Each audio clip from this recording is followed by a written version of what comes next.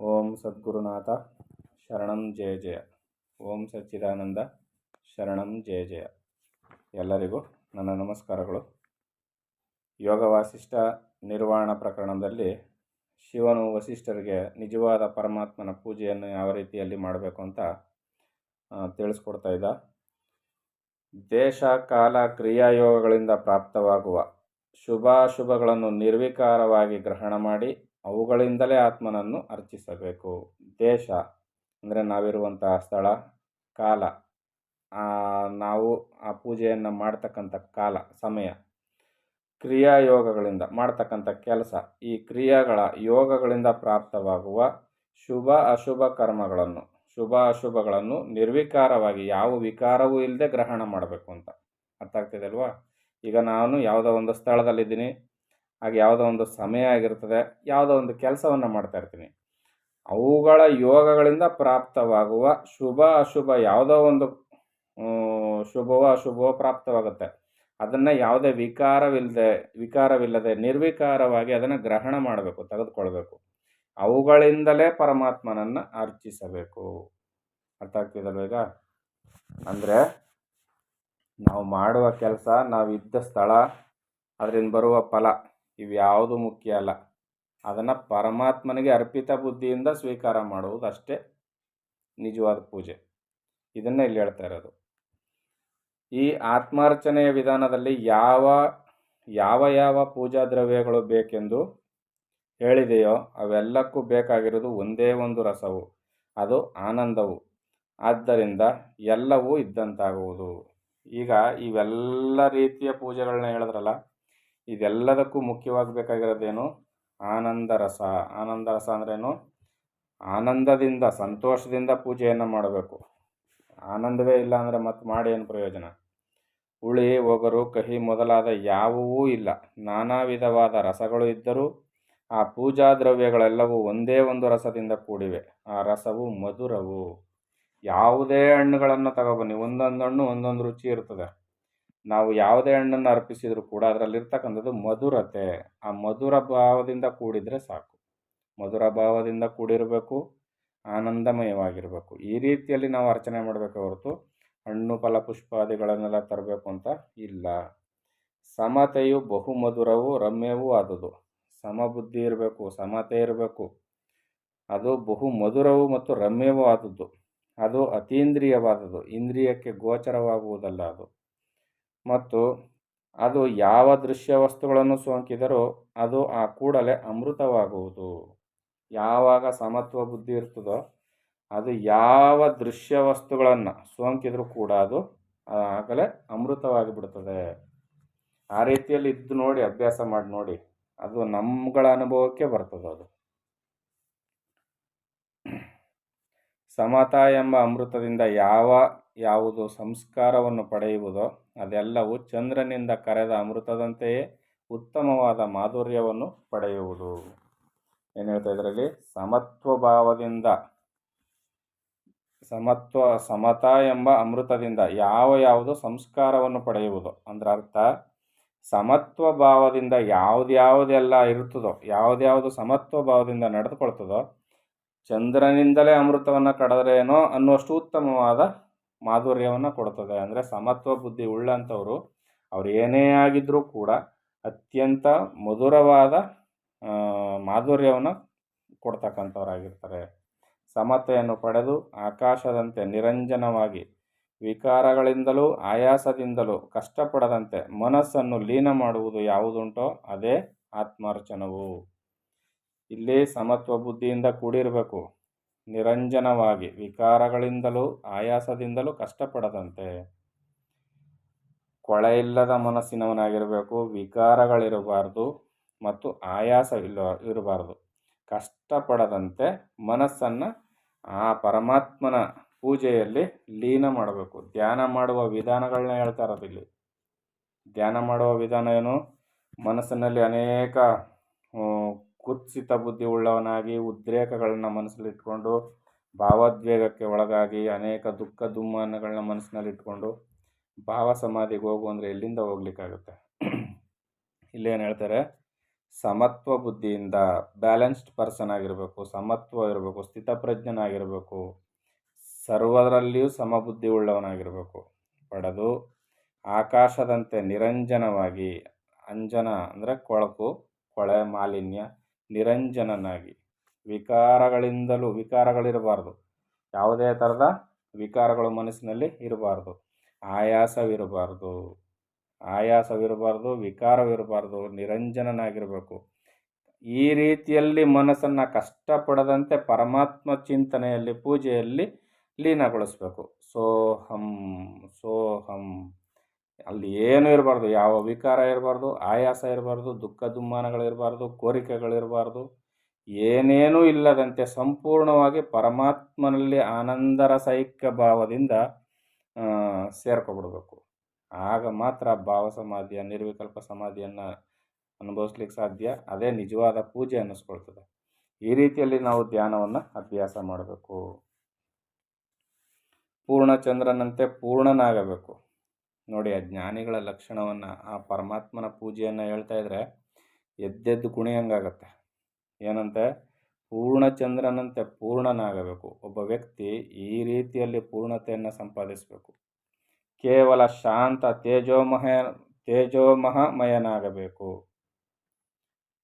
ಕೇವಲ ಶಾಂತನಾಗಿರಬೇಕು, ತೇಜೋಮಯನಾಗಬೇಕು.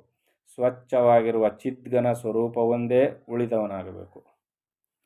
ಸ್ಫಟಿಕಾಶಿಲ ಮೂರ್ತಿಯಂತೆ ಆಗಬೇಕು. ಆತನು ಬಲ್ಲವನು ಯಾರು?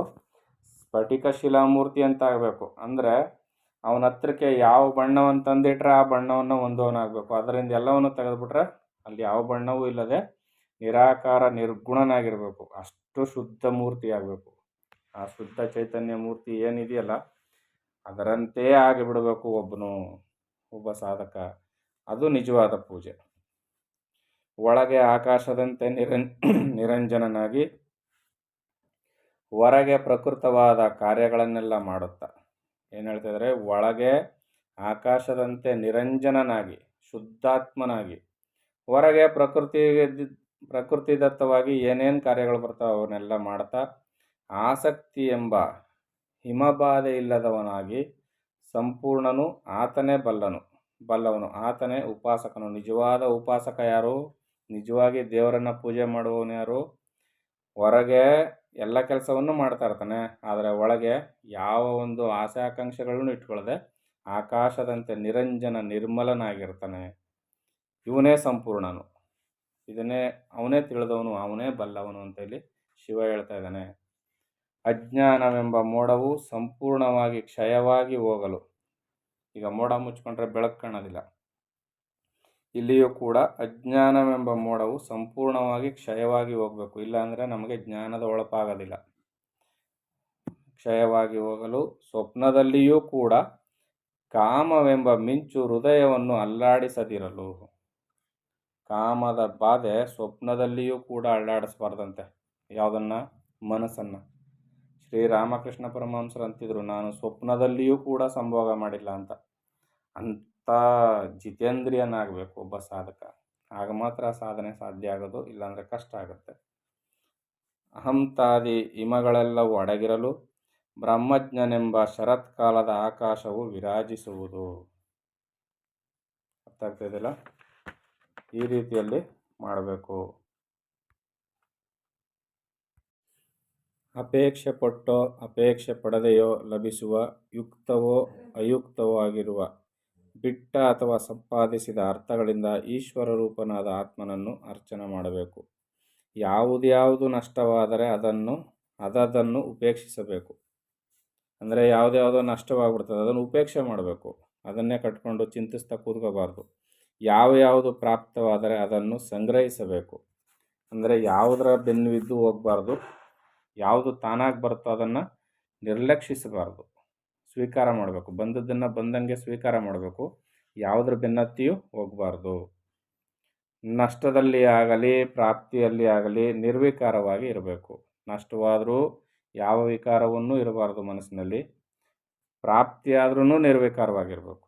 ನಷ್ಟ ಆದರೂ ಬಂದರೂ ಹೋದ್ರೂ, ಲಾಭ ಆಗಲಿ ನಷ್ಟ ಆಗಲಿ, ಮನಸ್ಸಿನ ವಿಕಾರಕ್ಕೆ ಅವಕಾಶ ಕೊಡಬಾರ್ದು. ಇದೇ ಆತ್ಮನಿಗೆ ಪರಮ ಪ್ರಿಯವಾದ ಅರ್ಚನವು. ಇದು ಪೂಜೆ ಮಾಡುವ ವಿಧಾನ. ಈ ರೀತಿಯಲ್ಲಿ ಪೂಜೆ ಮಾಡಬೇಕು ಪರಮಾತ್ಮನಿಗೆ. ಯಾವ ಸಾಮಗ್ರಿಗಳು ಬೇಕಾಗೇ ಇಲ್ಲ ಇದಕ್ಕಿಲ್ಲಿ, ಮತ್ತು ಸಮಯ ಬೇಕಾಗಿಲ್ಲ. ಸರ್ವಕಾಲ ಸರ್ವಾವಸ್ಥೆಗಳಲ್ಲೂ ಪೂಜೆ ಮಾಡುವುದನ್ನು ಹೇಳ್ತಾ ಇರೋದಿಲ್ಲಿ. ಸ್ವಪ್ನದಲ್ಲಿಯೂ ಕೂಡ ಮಾಡು ಅಂತ ಹೇಳ್ತಾ ಇದ್ದಾರೆ ನೋಡಿ. ಸ್ವಪ್ನದಲ್ಲಿ ಸುಷುಪ್ತಿ ಒಂದರಲ್ಲಿ ನಿದ್ರೆ ಮಾಡ್ಬೋದು ಚೆನ್ನಾಗಿ.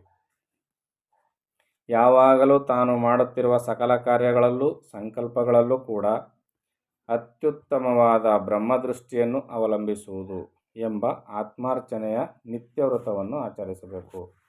ದಿನನಿತ್ಯದ ವ್ರತ ಅರ್ಚನೆ ಯಾವುದೋ, ವ್ರತ ಮಾಡ್ತೀವಿ ಅಂತ ಹೇಳ್ತಾರಲ್ಲ, ಆ ನಿಜವಾದ ನಿತ್ಯ ವ್ರತ, ಪ್ರತಿನಿತ್ಯ ಮಾಡ್ತಕ್ಕಂಥ ವ್ರತ ಯಾವುದಪ್ಪ ಅಂದರೆ ಎಲ್ಲದರಲ್ಲಿಯೂ ಬ್ರಹ್ಮದೃಷ್ಟಿಯನ್ನು ಅವಲಂಬಿಸುವುದು. ಅಂದರೆ ಕೇಳ್ತಕ್ಕಂಥ ಪ್ರತಿಯೊಂದರಲ್ಲಿಯೂ ಪರಮಾತ್ಮನನ್ನೇ ಕಾಣುವುದು, ಪರಮಾತ್ಮ ಭಾವನೆಯನ್ನೇ ಹೊಂದುವುದು. ಶುಭವಾದುದೆಲ್ಲವನ್ನು ಸಂಪಾದಿಸಬೇಕು. ಎಲ್ಲವೂ ಶುಭ ಅಶುಭಗಳೆರಡೂ ಕೂಡಿದವು ಎಂಬುದನ್ನು ಅರಿಯಬೇಕು.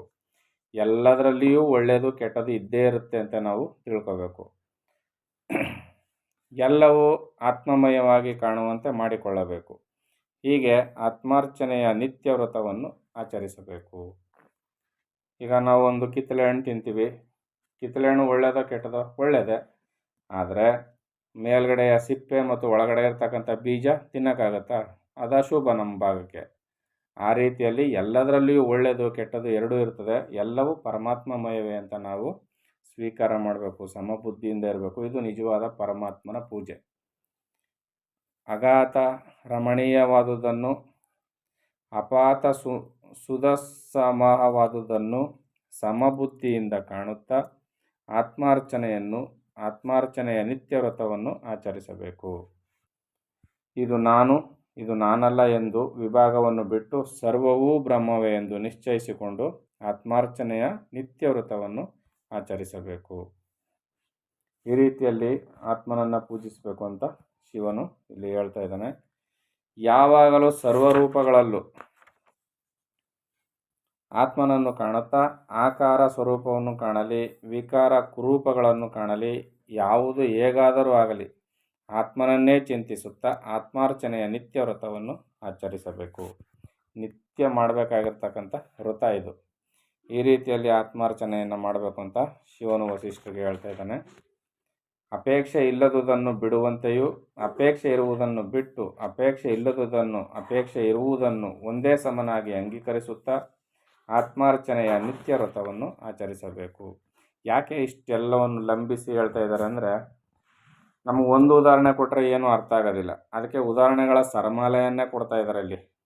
ನಾವು ಅಷ್ಟರಲ್ಲಿ ಯಾವುದಾದ್ರು ಸ್ವಲ್ಪವನ್ನಾದರೂ ಮನದಾಟ ಮಾಡಿಕೊಂಡ್ರೆ ನಮಗೆ ಈ ಆತ್ಮ ಪೂಜೆಯನ್ನು ಮಾಡುವ ವಿಧಾನ ಚೆನ್ನಾಗಿ ಅರ್ಥ ಆಗುತ್ತೆ. ಅದರಿಂದ ಇಷ್ಟೆಲ್ಲವನ್ನು ಹೇಳ್ತಾ ಇದ್ದಾರೆ. ಇನ್ನು ಮುಂದುವರೆದು ಏನು ಹೇಳ್ತಾರೆ ಅಂತ ಮುಂದಿನ ಆಡಿಯೋದಲ್ಲಿ ನೋಡೋಣ. ಎಲ್ಲರಿಗೂ ಒಳ್ಳೆಯದಾಗಲಿ. ಓಂ ಸದ್ಗುರುನಾಥ ಶರಣಂ ಜಯ ಜಯ. ಓಂ ಸಚ್ಚಿದಾನಂದ ಶರಣಂ ಜಯ ಜಯ. ಹರಿ ಓಂ ತತ್ಸತ್. ಹರಿ ಓಂ ತತ್ಸತ್. ಹರಿ ಓಂ ತತ್